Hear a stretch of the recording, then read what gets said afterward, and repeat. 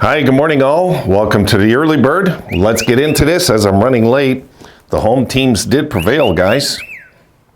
So finally, we got some home team fans that went home happy. Unfortunately, one of them was somebody out west we weren't cheering for, I think, in Buffalo. Okay, here we go out east. Hurricanes breeze past Devils in Game 1 of Eastern second round as we see a 5-1 final for Carolina, which was, I believe, the same score the Rangers beat them in Game 1. Let's look at the numbers. 23-18 shots on goal for Carolina. The Devils had the edge in faceoffs, 52% to 48. They were 0 for 2 in the power play. The Hurricanes were 0 for 3. Devils 34 hits, the Hurricanes 37. The Devils 16 blocks, the Hurricanes 15. 12 giveaways for the Devils, 14 for the Hurricanes. Shots on goal. 10-1 in the first period. Yes, you're reading that right. Second period, 9-6. The Devils wake up. And the third period, 8-7 for the Devils, as that total finishes 18 for the Devils, 23 for the Carolina Hurricanes. Let's look at the scoring. Pesce opens it up from Stahl at 9:41. Then Jarvis unassisted at 14:43. 2-0 Carolina after 1. We go into the second. Kokiemi from Martinook and Fast makes it 3-0 at the 1:55 mark. Then Bastien finally gets the Devils on the board from McLeod at 5:02, 3-1 Carolina after 2. Then Shea from Aho and Neeson at the 10:17 mark makes it 4-1 Carolina. Pretty much it's out of reach right there. It was done. And then 5-1 Carolina, as we know, from Fast from Martinook and Stahl at 16:44. So the Devils, in a nutshell, just didn't look very sharp in this game. I believe, it's just my own personal belief, I believe they came off an emotional hangover of beating the Rangers into this series. That can happen.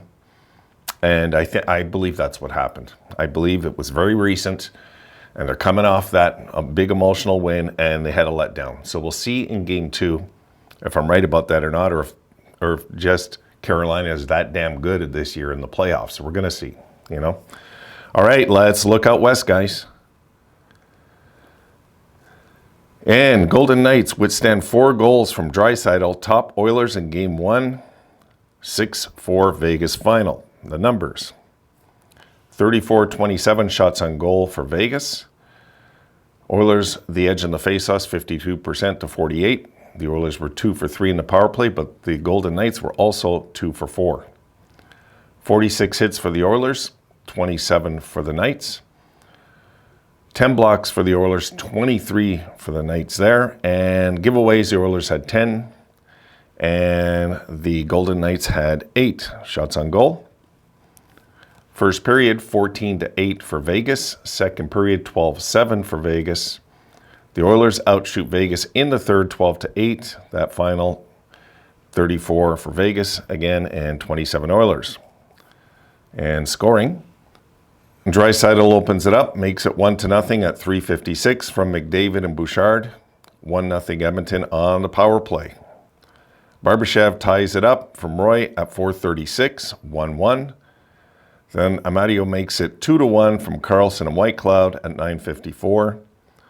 And Stone, who is back, looks like he's back, makes it 3-1 at 18:23 on the power play themselves from Smith and Pietrangelo, 3-1 Vegas. And Draisaitl finds a way to keep it close. 19:49 mark of the first from Hyman and Ekholm, 3-2 after 1. We head into the second. No scoring. Third, Draisaitl again evens the score, 3-3. Looks like we have one that's going to go right down to the wire, which wasn't meant to be. From Hyman and Bouchard at 1:35, the Oilers on the power play again, tied up. And Barbashev again from Whitecloud and Eichel makes it 4-3. About a minute later, that is, eh? Yeah, about a minute later. And then Stevenson from Stone and Howden makes it 5-3.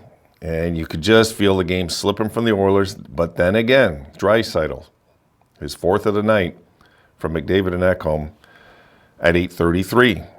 And that is how it would finish. Eichel with the empty net goal at 19:26 on the power play with 34 seconds remaining.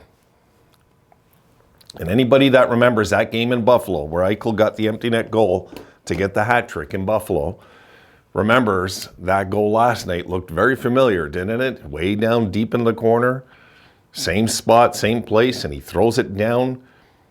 Just a straight shot down the ice, right in the middle of a net. Looked very familiar from that Buffalo game. So the Oilers will have to find a way to bounce back, I believe, in Game 2. They do not want to fall down 2-0 in this series.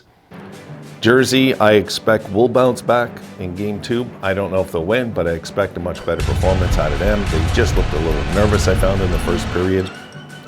Kind of normal. It's a young bunch, so we'll see what they do there. All right, guys, done. I got to get on my day really badly. I will see you folks maybe tonight. I don't know if I'm doing any other videos tonight or if I'm just jumping on the games. It depends on my day. See you then.